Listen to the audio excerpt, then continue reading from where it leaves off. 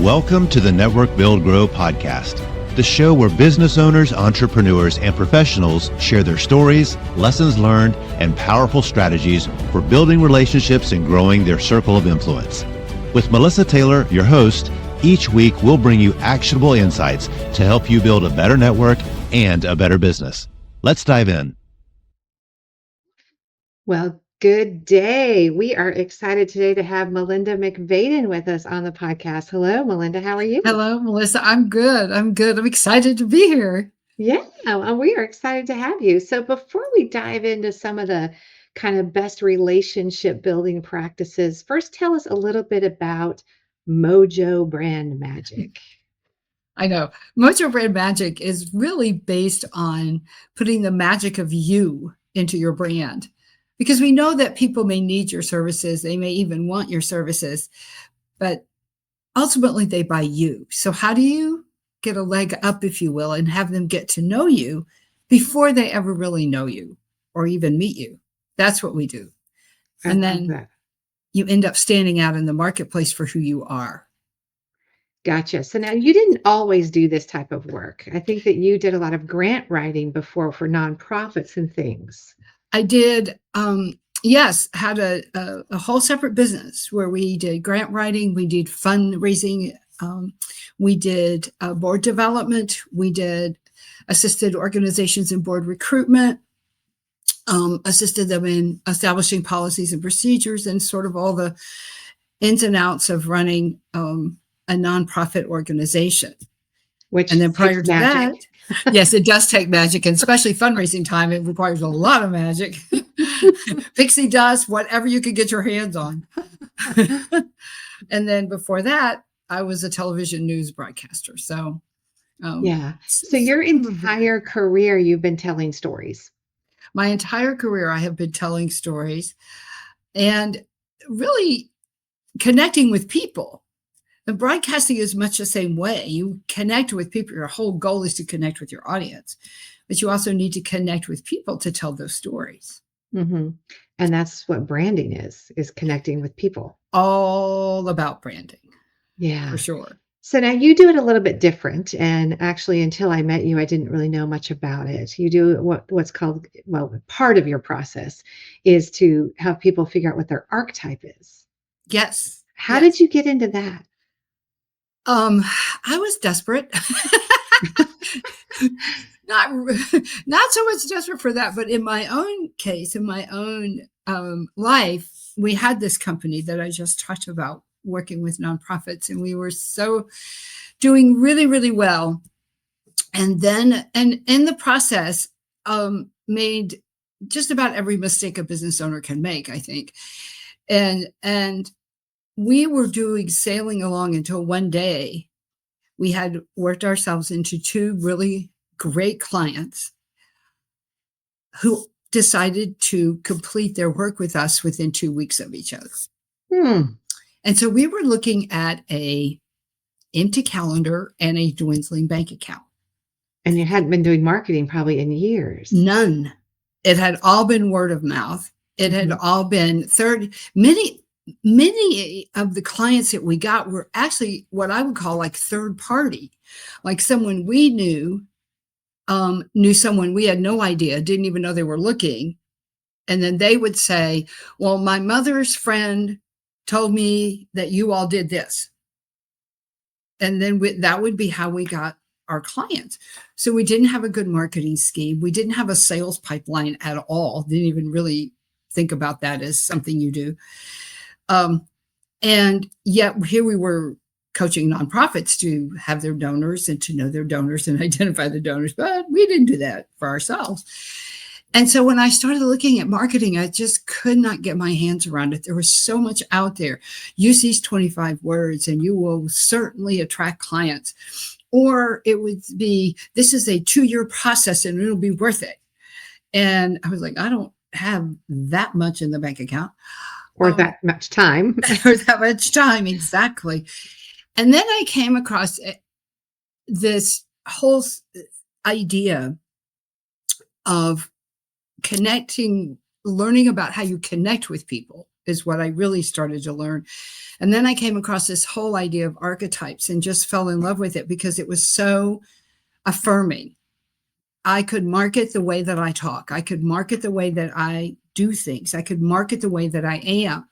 Mhm. And most everything else was about a system or having that perfect avatar that meant you didn't have to do much but find that avatar and you would have tons of clients.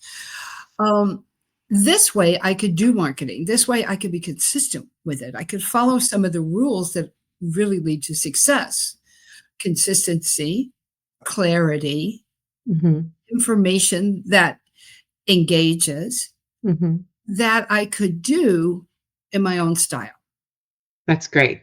So that really also frees you up to network differently because you don't have to Absolutely. be someone you're not or put a mask on or have the perfect elevator pitch or any of those things. So how has this whole concept really played into your networking? I talk differently. I present differently. Um, I was at an event this morning, networking event this morning, actually. Mhm. And I said, people kept saying, well, what is it you do? And I said, well, I put the magic of you and your brand. And then I said to one person, do you know what your magic is? And they don't. Right. And I said, that's what we help you find. And from there, we can take you to a brand that will have you stand out because of who you are, because your expertise and your skills are not enough anymore. Yeah, it's because of who you are, not because of what you do. Yes. Yes. Mhm. And the way you interact with people, because we all know that we don't all interact the same way with people. We're Mhm. not all comfortable interacting the same way. We have our Right. own styles. And there are people who really want those different styles. And archetypes are what I kind of like to, sometimes I think of them as the photos on the wall. When you see the archetype, you recognize that person. You walk in your house in the photo and you know who that is. And archetypes are like that. We may have some sense of our own personalities, Mhm. but describing them to people is not so easy. But if you tend to be a rebel, then be a rebel. It's not like people don't know what that is. They Right. Harley recognize that. Davidson, I think, is a rebel, right? Very much so. Very much so. Think of leather jackets. Think of open road. Think of lots of black. Think of the rules don't apply to me. Those kinds of things. Or perhaps you naturally take care of people. Like your friends are always saying something to you like, you should think about yourself a little more. Well, you need to take care of yourself. And you're like, no, I got other people need something. Other people need me. Those are natural ways that people behave. So when they start being that, they don't have to be somebody different to market themselves. They can market themselves that way. And I know a So guy who, somebody like that, just not to interrupt you, but to bring that back to networking, like someone who is kind of that caretaker Mhm, would go to a networking event and not feel like they have to become this like me, extroverty kind of person. They exactly, just be the caretaker that they are and present themselves that way and in like a present networking themselves that situation. way. You know, if you are somebody who likes to take care of people, you can market yourself as we will hold your hand through this, difficult process, or Mhm. we will take care of all these aspects so you can focus on this. Was very much a caretaker. And Mhm. there are people out there who, as soon as they looking for those skills, looking for that particular business, and as soon as they hear that, they're like, that's what I need. That's That's exactly what I what I need. need. Right. Or somebody else can market themselves and say, no fluff, no long calls, just numbers and facts. "Ah, that's me," says a certain businessman or woman. I need that. I don't need people to worry about how I feel about this. I need So you people to have tell to me attract the type of people that you actually want to work with. that you actually want to work with and the ones where you all are suited. And the reverse side of that is if you get somebody who isn't really a good match, you can stop second guessing yourself and stop wondering what you're doing wrong and wondering why you can't connect with this person. And you can look at that and say, you need a different type of person to do this. and I have a couple of people I can refer you to that I think will make you really happy. And then you can let them go and not torture yourself that somehow you weren't able to satisfy this customer. Something you did was wrong. So that's an interesting point there. And it brings us back to relationship building. You know, a lot of people go to networking events looking for clients, looking for referrals, and that kind of thing. But in that case, you actually need to look for people that do exactly what you do, but in a different way. In a different So way. that if you have somebody come along that doesn't like the way or doesn't connect with you, you can still be of service to them, which still leaves you in a good light for Definitely. your reputation. So that's another part of networking. Your client will appreciate it. The Well, person who not really gets your the client, you news. give it to somebody else, but still. Right. But if it's your client, you give it to somebody else, that client will appreciate you, will think better of you, will say better things about you. Certainly the person who gets a referral will think better of you. And you will have a whole lot more energy because you're not so upset and worried and concerned about what you're missing with this client. And then you can turn all that energy back to somebody who's about ready to say, you're exactly what I'm looking for. Yeah. And then that person that you just gave the referral to, they're bound to find somebody along the line that doesn't match them. Exactly. And then they'll reciprocate back to you. So tell me about your networking. How big of a part has it played in all the things that you've done? So going from being a broadcaster into the grant writing and the nonprofit work, and then now with Mojo Brand Magic, how has networking played a part in all of that? It is critical to all of it. It's done a little bit differently in broadcasting. Networking in broadcasting often comes out to the public as sources tell us. And there's usually actually people behind those. I think that's what people may wonder sometimes. Is that just a term that is made up? Yeah. It isn't really. It is a term, and there may be at times in my career there was one person who was a sources, and others it would be 2 or 3 or 4 people, and I was doing that intentionally to keep them from being known or be able to be isolated as a source of information. And so you could say it that way, but it's also just in terms of, if you think about it in terms of television personalities, and they show up at events, and you'll see, local anchors emceeing events, fundraising events, or perhaps parades, holiday parades, or they're at some big celebration where they are a central figure of it. So that's part of networking, is for viewership. It's to engage people in the station or community. And also to build community, and also to engage people in becoming part of the community. So there's a whole thing there. Definitely networking is a big part of fundraising.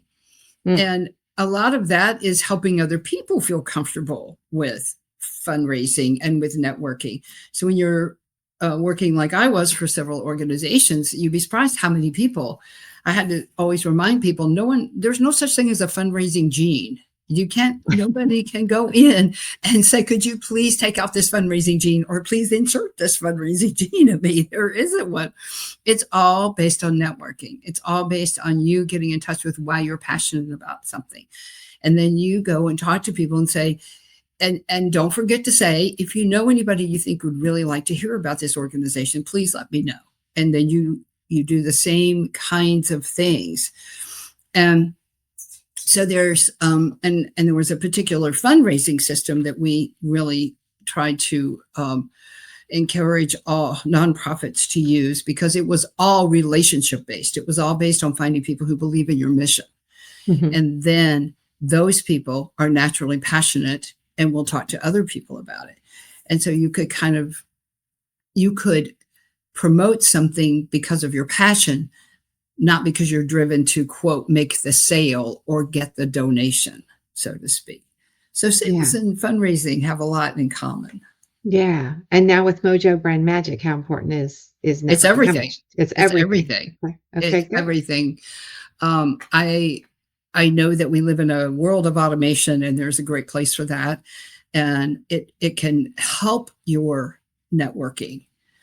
But you can't, in my view, you can't replace that personal connection where somebody can place you somewhere at an event with a face. And I try to I try to look at it, because everybody has those days when they just don't want to roll out of bed and go do that. But I try to look at it. This is how I stay connected. This is how I am able to help people. If I'm not out there, they don't know what I have and they can't get the help that they need. And that's really what drives me, is this makes your marketing so much easier, so much more natural, and so much more fun and effective. And you can spend way less time worrying about it. Yeah, that's great. If you network for your business, you already know follow-up is everything when it comes to growing relationships and driving success. But here's the thing. Most of us want to follow up well. We just get stuck. Staying consistent, keeping it personal, making it stand out, it's hard.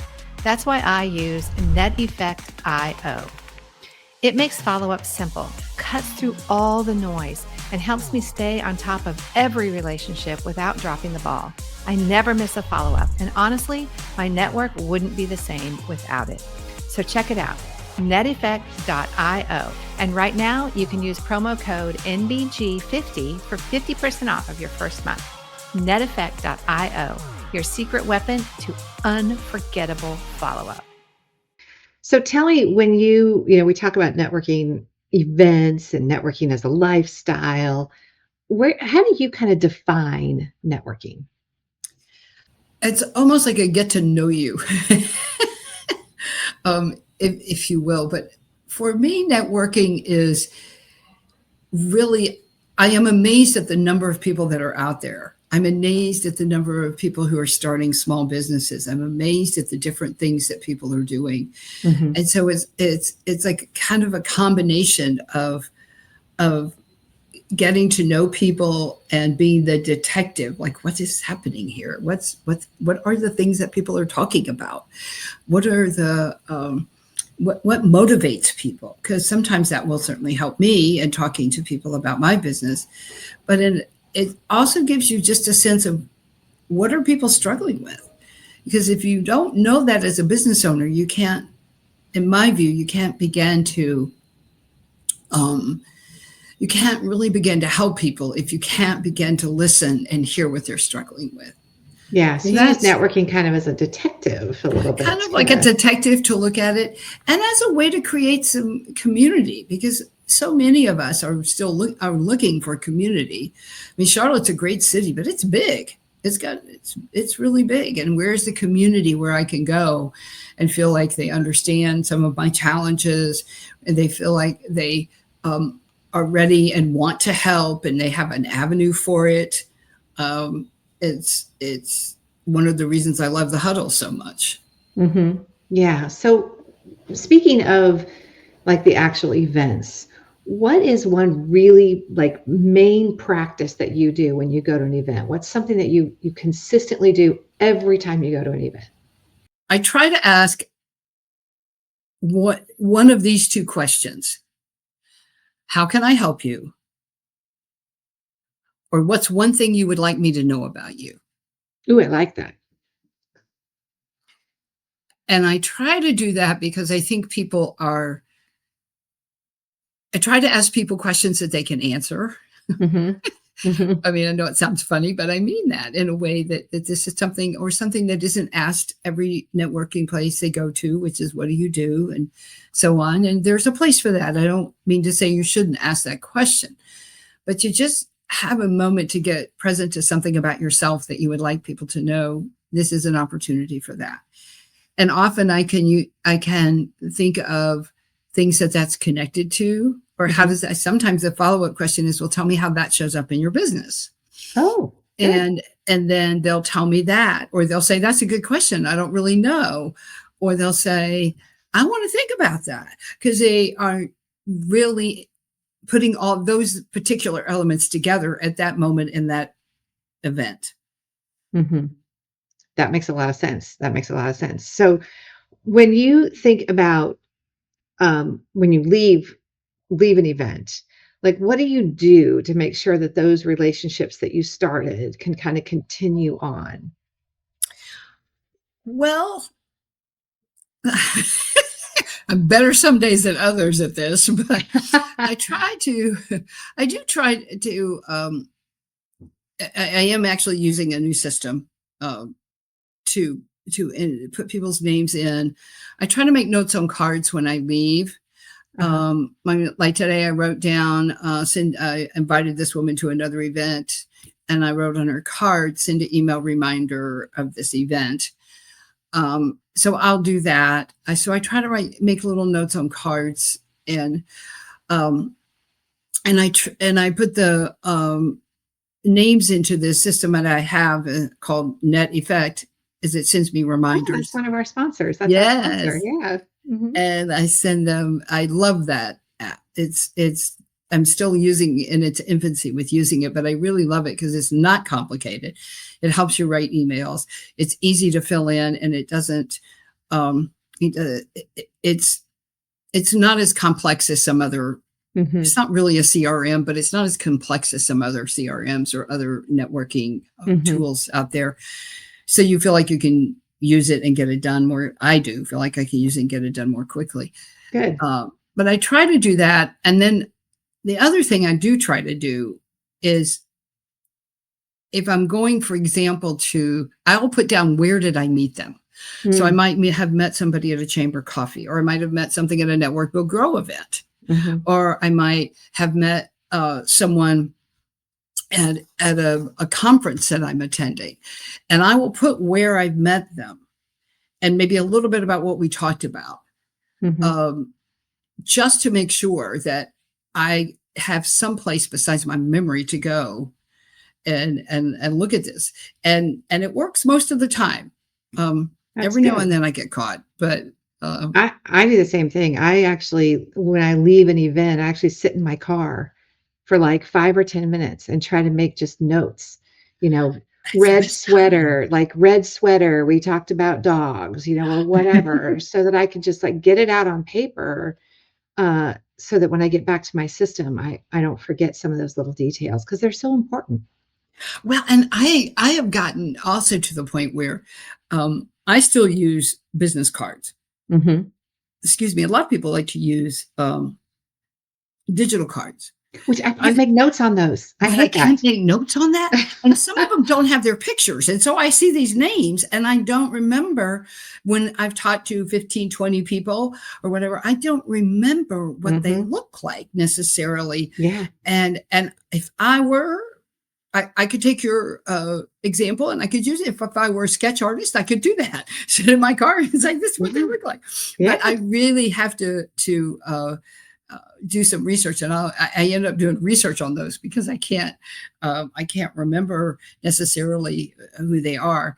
So I do love to make notes like that, and I do think that helps me both for the individuals, but it also helps me in the event itself because I'm making mental notes of things that I want to write down, and of course I don't capture all of them all the time, but I think it really kind of helps me mentally take stock of what is it that I connected with this person about.